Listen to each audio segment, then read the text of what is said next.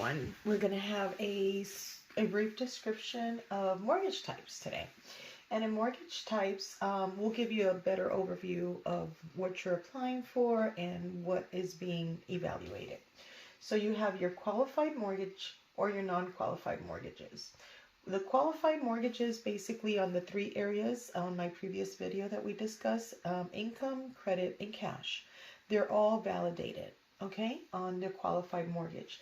What is going to change within the qualified mortgages? You have the conforming side and the non-conforming.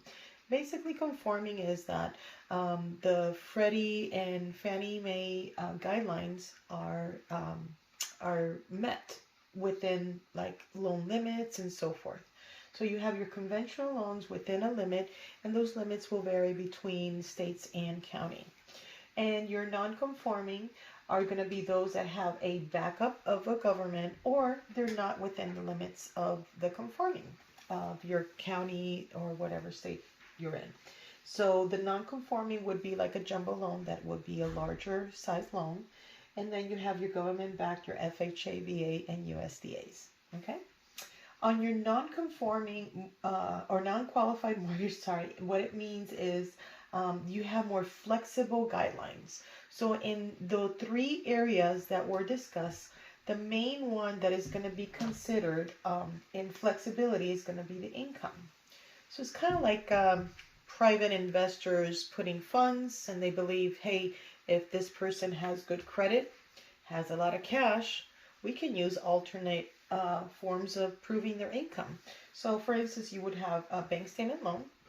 It's a non-qualified mortgage. You have a investor no income. It's called a debt service type of loan, where the property that you're purchasing is going to be evaluated for how much it can generate for income. And as long as that income in rental is going to be sufficient to cover the mortgage, you got a loan. For nationals, those that do not live within the U.S., 1099 only, folks that are remember how I mentioned in 1099s, you need 2 years of income and whatever you have deducted. Well, this type of loan, they're going to use straight up what your 1099 is as gross amount. And then profit and loss only, so created by a CPA. If you have a business, based on whatever they're placed on your profit and losses. Hard money loans. Hard money loans are for properties that don't fully qualify, that maybe are not livable, or simply you just want to turn it around and sell it once you fix it up or upgraded it. And then commercial loans. Now, keep in mind that on any of these non-qualified mortgages, they will take the risk of making the loan, saying that they're not using your tax returns or pay stubs as standard format of income as your qualified mortgages do, but they will require a lot of cash. So their guidelines are not going to have, they typically do not have 95% financing or 100% like VA and USDAs do. So you're going to start seeing bank statements loans can go up to like 85, some cases 90.